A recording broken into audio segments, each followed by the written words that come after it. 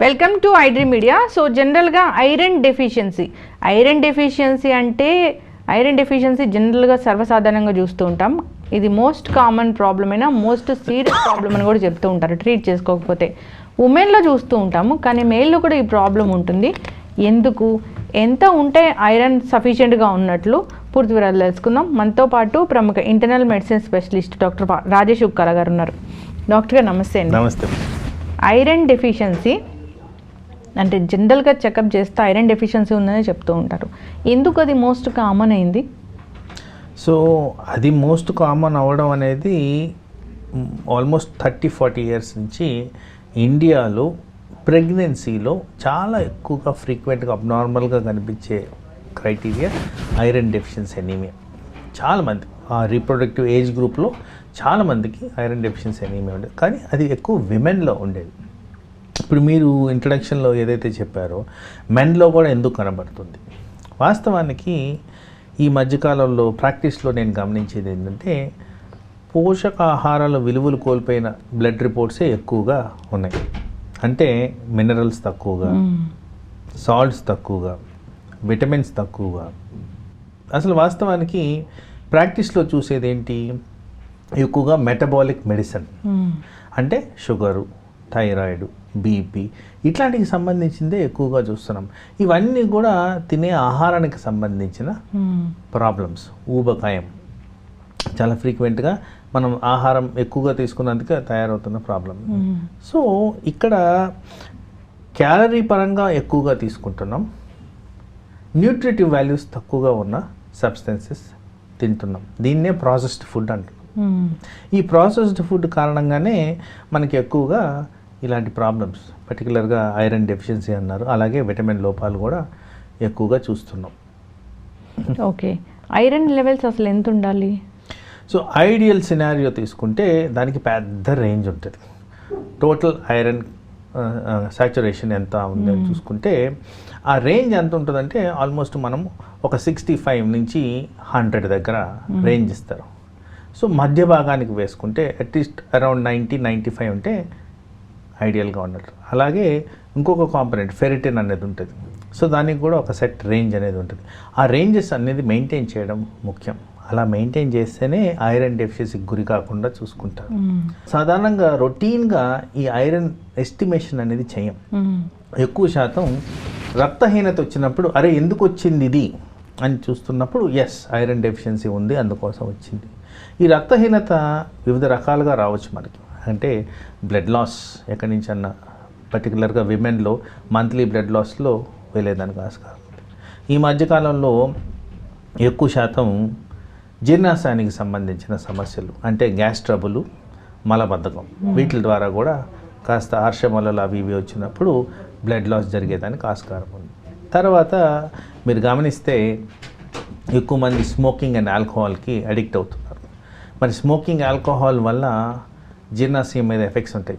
Digestion సరిగ్గా కాదు, absorption సరిగ్గా కాదు. దానివల్ల న్యూట్రిషనల్ డెఫిషియన్సీస్ ఏర్పడి ఐరన్ తగ్గేదానికి ఆస్కారం ఉంది. సో ఇలా పలు రకాలుగా ఈ ప్రజెంటేషన్ వచ్చేదానికి ఛాన్స్ ఉంది. సరే, ఉమెన్లో అంటే బ్లడ్ లాస్ ఉంటుంది, వస్తుంది. మేల్లో ఎందుకు వస్తుంది? సో నేను చెప్పిన విధంగా ఎవరైతే ఆల్మోస్ట్ హ్యాబిచువల్గా ఈ స్మోకింగ్ అండ్ ఆల్కహాల్ తీసుకుంటారో వీళ్ళల్లో అబ్జార్ప్షన్ అనేది తగ్గిపోతుంది. ఇది సైంటిఫిక్ ఎవిడెన్స్. మాల్ అబ్జార్ప్షన్ సిండ్రోమ్స్లో ఆల్కహాల్ ద్వారా వచ్చే మాల్ అబ్జార్ప్షన్ సిండ్రోమ్ చాలా కామన్. ఆల్కహాల్ మూలాన ఐరన్ నశించిపోవడం కూడా ఫుడ్లో ఉన్నది చాలా కామన్గా గమనిస్తున్నాం.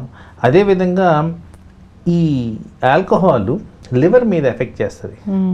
సో ఈ అబ్జార్ప్షన్ చేసిన ఐరన్ కానివ్వండి, వేరే పోషకాహార విలువలు ఉన్న న్యూట్రియంట్స్ కానివ్వండి, ఇవన్నీ కూడా లివర్లో వెళ్ళి స్టోరేజ్ ఫామ్లో తయారవుతుంటాయి. మరి లివర్ని డైరెక్ట్గా ఆల్కహాల్ ఎఫెక్ట్ చేస్తున్నప్పుడు ఆ స్టోరేజ్ కూడా కోల్పోతుంది. కాబట్టి ఆ కారణంగా మనకి ఐరన్ డెఫిషియన్సీ వచ్చేదానికి ఛాన్స్ ఉంది. హిమోగ్లోబిన్ సఫిషియెంట్గా ఉంటే ఐరన్ డెఫిషియన్సీ ఉంటుందా? ఓయా, ఎర్లీ పార్ట్ ఆఫ్ ఐరన్ డెఫిషియన్సీస్లో హిమోగ్లోబిన్ ఎఫెక్ట్ చేయదు.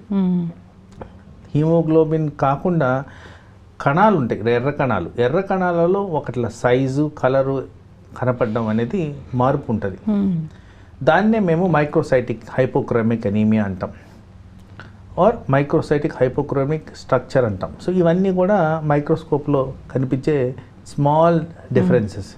ఈ స్టేజ్లో కనుక్కోగలిగితే మేజర్గా ప్రాబ్లం కాకుండా మనం అవాయిడ్ చేసుకోవచ్చు. ఐరన్ డెఫిషియన్సీ వచ్చింది అంటే ట్యాబ్లెట్సా, ఇంజెక్షనా, ఫుడ్డా?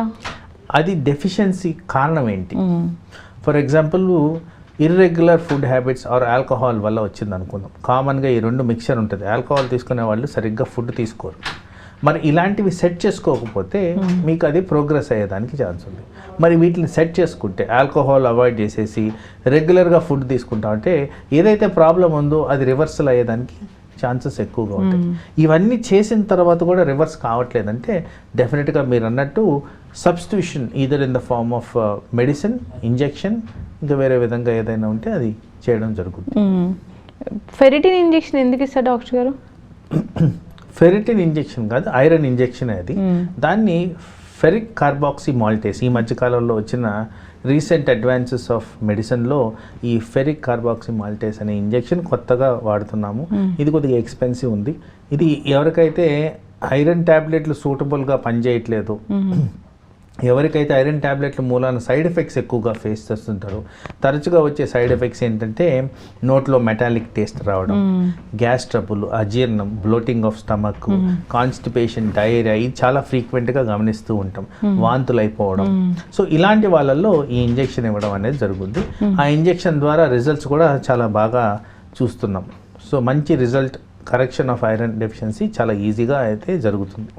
ఐరన్ ట్యాబ్లెట్స్ ఎందుకు? ఐరన్ ట్యాబ్లెట్స్ చిన్నపిల్లలకి ఇస్తే కూడా ఐరన్ ట్యాబ్లెట్స్ వాళ్ళకి చాలా డిస్కంఫర్ట్ వచ్చింది అట్లా చెప్తూ ఉంటారు. ఎందుకు డాక్టర్? సో ఈ ఐరన్ అనేది స్ట్రక్చర్ ఆఫ్ ఐరన్ కొద్దిగా స్టమక్ని ఇరిటేట్ చేస్తుంది. సో ఆ కారణంగా గ్యాస్ ట్రబుల్ సహజంగా రావడం గ్రహిస్తాం. పర్టికులర్గా చిన్నపిల్లల్లో వాళ్ళు టెండర్ ఏజ్లో ఉంటారు కాబట్టి ఈ ఎఫెక్ట్స్ కాస్త ప్రొనౌన్స్డ్గా ఉంటాయి. సో వాళ్ళకి నచ్చదు. సో అందులో ఆ ట్యాబ్లెట్ మీద నెగిటివ్ సైడ్ ఎఫెక్ట్స్ ఎక్కువగా ఉన్నట్టు మనం గమనిస్తూ ఉంటాం.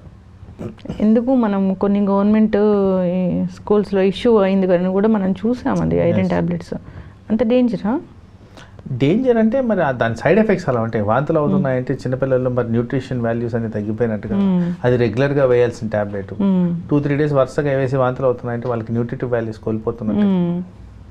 సో ఇప్పుడు ఈ ఫుడ్స్ తినండి మీకు ఐరన్ బాగా వస్తుంది అంటే ఏమైనా ఉన్నాయా? ఎస్, చాలా మటుకు ఫుడ్స్ ద్వారా ఐరన్ సోర్సెస్, రిచ్ సోర్సెస్ ఉన్నాయి. Almost all green leafy vegetables అన్నీ కూడా మనకి ఐరన్కి రిచ్ సోర్సు. పర్టికులర్గా పాలక్, బ్రాకలీ, మునగాకు, గోంగూర ఇలాంటి వాటిల్లో ఎక్కువగా ఐరన్ రిచ్ ఉంటుంది. నువ్వుల్లో ఐరన్ రిచ్ ఉంటుంది. Carrot and beetroot full of iron ఉంటుంది. తర్వాత ఈ రెడ్ మీట్లో కూడా ఐరన్ ఉంటుంది, బెల్లంలో ఐరన్ ఉంటుంది. సో రకరకాలుగా ఐరన్ సోర్సెస్ మన బాడీలో మనం తెచ్చుకోవచ్చు. మీకున్న సిచ్యువేషన్ బట్టి వీటిని ఎక్కువగా అడాప్ట్ చేసుకుంటే ఐరన్ పెరిగేదానికి ఛాన్స్ ఉంది. ఐరన్ ఇంజెక్షన్ ఇచ్చేటప్పుడు కూడా టెస్ట్ డోస్ ఇచ్చి అట్లా చూసి ఇస్తూ ఉంటారు. ఇది వరకు ఉన్న టైంలో ఎస్, ఐరన్ ఇంజెక్షన్ చాలా ప్రికాషన్తో ఇచ్చేవాళ్ళం. ఇప్పుడున్న నేను ఇందాక చెప్పిన మాలిక్యూల్ ఫెరిక్ కార్బాక్సీ మాల్టేస్ అనేది లెస్ రియాక్టివ్, లెస్ ఎలర్జీ వచ్చే విధంగా ఉన్నాయి. అయినా కానీ ప్రికాషన్స్ తీసుకున్న తర్వాతే ఇలాంటి ఇంజెక్షన్ అనేది ఇవ్వడం జరుగుతుంది. చాలామంది ఐరన్ డెఫిషియన్సీయే కదా అని అనుకుంటూ ఉంటారు. ఈ డెఫిషియన్సీని మనం కరెక్ట్ చేసుకోకపోతే ఏం జరుగుతుంది? మోస్ట్ ఇంపార్టెంట్ మనందరికీ తెలిసిన విషయమే, ఐరన్ తగ్గిపోయింది అంటే రక్తహీనత వస్తుంది అని. రక్తం ఎప్పుడైతే తగ్గిపోతుందో దానివల్ల మన బాడీలో జరిగే వివిధ రకాల జీవక్రియలన్నీ కోల్పోతున్నాం. ముఖ్యంగా వైటల్ ఆర్గన్స్. సపోజ్ మనం ఆక్సిజన్ సప్లై మానేసామనుకోండి, బ్రెయిన్ చాలా ఫాస్ట్గా రియాక్ట్ అవుతుంది. బ్రెయిన్కి not more than 5 seconds or 6 seconds మనం ఆక్సిజన్ సప్లై ఆపలేము. ఆపినందుకు డ్యామేజ్ జరిగేదానికి ఛాన్స్ ఉంది. So continuous supply of oxygen ఇవ్వాలంటే మనకి రక్తహీనత ఉండకూడదు. అధికంగా రక్తం ఉన్న వాళ్ళకి సర్ప్లస్ సప్లై అనేది ఉంటుంది. తక్కువ ఉన్న వాళ్ళకి తక్కువ ఉన్నప్పుడు ఆక్సిజన్ కూడా తక్కువే సప్లై చేస్తారు. సో బ్రెయిన్ ఫంక్షనాలిటీ కోల్పోతున్నారు, సింపుల్ ఫ్యాక్ట్. అదే తక్కువ హీమోగ్లోబిన్ ఉన్నప్పుడు దీన్ని సరఫరా పెంచడానికి హార్ట్ ఎక్కువ కొట్టుకుంటుంది. మరి హార్ట్ మీద ఒత్తిడి, డబల్ ద టైం వర్క్ చేయాల్సిన పరిస్థితి వస్తుంది కాబట్టి అది కూడా మనకి ప్రాబ్లం. అలా చెప్పుకుంటూ పోతే ఆల్మోస్ట్ ప్రతి కణానికి సంబంధించి ఈ ఐరన్ లోపం వల్ల ఎఫెక్ట్స్ అనేవి జరుగుతాయి. రీసెంట్గా మనం చాలా మందిలో గమనించేది హెయిర్ ఫాల్, చాలా ఫ్రీక్వెంట్గా గమనిస్తున్నాం. మరి హెయిర్ ఫాల్కి డైరెక్ట్గా ఐరన్కి కనెక్షన్ ఉంది, ఎందుకంటే దానికి ఇచ్చే న్యూట్రిషన్, పోషకాహార విలువలన్నీ కూడా ఈ బ్లడ్ ద్వారానే సరఫరా అవుతాయి కాబట్టి అది లోపించినందువల్ల హెయిర్ కోల్పోతున్నారు. సో అట్లా సింపుల్ థింగ్ నుంచి major structures like brain, heart కూడా ఈ ఐరన్ లోపం వల్ల ఎఫెక్ట్స్ జరుగుతున్నాయి కాబట్టి చాలా వైటల్ అండ్ ఇంపార్టెంట్ ఎలిమెంట్ మన బాడీలో. హిమోగ్లోబిన్ అసలు 12 ఎవరికి ఉంటుంది డాక్టర్ గారు? ఫీమేల్లో అసలు ఎప్పుడైనా చూసారా 12? మోస్ట్ కామన్గా యాక్టివ్ రీప్రొడక్టివ్ ఏజ్లో ఉన్న వాళ్ళల్లో అందరిలో కూడా తక్కువ ఉండడం సహజమే. ఎందుకంటే దాన్ని ఎక్కువ శాతంలో నా ఉద్దేశంలో నెగ్లెక్ట్ చేస్తున్నారు. దాని మీద ఫోకస్ లేదు, దాని మీద అవగాహన లేదు, దాన్ని ఎలా కరెక్ట్ చేసుకోవాలో ఐడియా కూడా లేదు. సో ఐడియల్ సినారియో చూస్తే ఏమో వీళ్ళు కరెక్ట్ చేసుకోవడం ముఖ్యం. ఐడియల్ మీరు అన్నట్టు అరౌండ్ 12 to 14 హిమోగ్లోబిన్ మెయింటైన్ చేస్తే వాళ్ళకి హెల్త్ పరంగా బెనిఫిషియల్ ఎఫెక్ట్స్ ఉంటాయి. ఈజీగా అలసిపోవడం ఉండదు, కాన్సన్ట్రేషన్ బెటర్గా ఉంటుంది, కెపాసిటీ, ఫంక్షనల్ కెపాసిటీ బెటర్గా ఉంటుంది. తర్వాత మోస్ట్ ఇంపార్టెంట్గా బాడీలో ఉన్న ఇమ్యూనిటీని మనం బాగా పెంచుకొని డిసీజ్ రాకుండా కాపాడుకోవచ్చు. ఎస్, చక్కటి ఇన్ఫర్మేషన్ డాక్టర్ గారు, చాలా చక్కగా చెప్పారు. ఐరన్ డెఫిషియన్సీ ఇబ్బంది పెట్టే ప్రాబ్లమే, ఖచ్చితంగా దాన్ని ట్రీట్ చేసుకోవాలి, లేదంటే హార్ట్ అటాక్ ఇలాంటి ఇష్యూస్ కూడా వచ్చే అవకాశం ఉంటుంది. ఎనిమియా వచ్చింది, 3-4 బ్లడ్ ఉన్న వాళ్ళని కూడా మనం చూసాము. ఇప్పుడు హార్ట్కి సరిపడా బ్లడ్ లేకపోతే హార్ట్ అటాక్ వచ్చి రిస్క్ కూడా ఉంటుంది, అన్ని ఆర్గాన్స్ కూడా ఫెయిల్ అయ్యే ఛాన్స్ ఉంటుంది. మనం ఇండియాలో ఎక్కువగా చూస్తూ ఉంటాం, ఉమెన్లో ఎక్కువగా చూస్తుంటాం ఎనీమియా. మెయిన్ కారణము చాలా రకాల అనారోగ్య సమస్యలకి డెత్ వరకు కూడా వెళ్తూ ఉంటారని చెప్తుంటారు. ట్రీట్ చేసుకోవాలి. డాక్టర్ గారు ఫైనల్గా, అంటే ఐరన్ బాండీస్లో వండుకొని తింటే ఐరన్ వస్తుందా? టు అన్ ఎక్స్టెంట్ ఎస్ వస్తుంది, బట్ అది సఫిషియెంటా కాదా అనేది కూడా చూసుకోవాలి. ఎంత వస్తుంది అనేది రిలేటివ్లీ వేరియబుల్, సో అందుకోసం that is not recommended. Yes, చక్కటి ఇన్ఫర్మేషన్ డాక్టర్ గారు, చాలా చక్కగా చెప్పారు. అందరు ఫాలో అవ్వాలని కోరుకుందాం. ఐరన్ డెఫిషియన్సీ ఇబ్బంది పెడుతున్న ప్రాబ్లము డాక్టర్ దగ్గరికి వెళ్ళాలి. ఇప్పుడు అసలు ఫ్యామిలీ ఫిజిషియన్స్ లేరు. ఫ్యామిలీ ఫిజిషియన్స్ ఉన్నారనుకోండి, వాళ్ళు గైడ్ చేస్తూ ఉంటారు మనకి ఎప్పుడు టెస్టులు ఏంటి అనేది. అలాంటి సిస్టమ్ వస్తే బాగుంటుంది డాక్టర్ గారు. ఎందుకు ఫ్యామిలీ ఫిజిషియన్స్ మిస్ అయ్యాం మనం? జనరల్గా మీరు గమనిస్తే ప్రతి ఒక్కరు స్పెషాలిటీ, మీరు కూడా ఏదైనా అడ్వైస్ అడగగానే స్పెషాలిటీ అంటారు, కానీ ఫిజిషియన్ దగ్గర మనం చెప్పేవాళ్ళు లేవు, అడ్వైజర్సే లేవు. సొసైటీలో స్పెషాలిటీకి వెళ్తేనే గొప్ప అనే తరుణంలో ఉంది. నేను బ్రిటన్లో ట్రైన్ అయ్యాను. బ్రిటన్లో నేను కార్డియాలజీ చేసే టైంలో నేను ఫిజిషియన్ కూడా చూసేవాడిని. ఇది అది అనేది కాకుండా ప్రతి కేసు చూసి మా కేసులు ఏవైతే కార్డియాలజీకి సంబంధించినయో అవే నేను తీసుకెళ్ళి ట్రీట్మెంట్ ఇచ్చేవాడిని. మిగతా ఏ స్పెషాలిటీకి పంపించాలో ఆ స్పెషాలిటీ. సో అట్లా అక్కడ ట్రైనింగ్లో ఎలా ఉందంటే almost every speciality general medicine అనేది చేయాల్సిందే, అంటే జనరల్ మెడిసిన్ ప్రాక్టీస్ చేస్తూ స్పెషాలిటీ ప్రాక్టీస్ చేస్తారు. ఆ విధంగా మన దగ్గర కూడా మార్పులు తీసుకొస్తే డెఫినెట్గా మీరు అంటున్న ఆ ల్యాబ్స్ ఏదైతే ఫ్యామిలీ ఫిజిషియన్ కాన్సెప్ట్ లేకుండా పోవడం అనేది అవాయిడ్ చేసుకోవచ్చు. చాలా చక్కటి ఇన్ఫర్మేషన్ డాక్టర్ గారు, అందరూ ఫాలో అవ్వాలని కోరుకుందాం. ధన్యవాదాలు. నమస్తే. And for more videos, please subscribe to iDream. Please subscribe to iDream. Please subscribe iDream. And please subscribe to iDream. For more videos, subscribe to iDream. please like, share and subscribe to the channel. Congratulations, iDream. Subscribe to iDream. Subscribe to iDream. So subscribe to iDream Media. iDream की iDream team अंदर की huge congratulations. Please subscribe iDream Media. Please subscribe to iDream. Subscribe iDream. Please subscribe to iDream. iDream అంటే నా కళల ఛానల్ను subscribe చేసుకున్న నోరు తిరుగుతలేదు, మీరైతే గంట గుర్తు కొట్టండి. For more such videos, please subscribe to iDream. Subscribe to iDream. Please subscribe to iDream. Please subscribe iDream Media. Please do subscribe to iDream. Please subscribe to iDream Media. For best entertainment and information, please subscribe iDream. And don't forget to subscribe to iDream.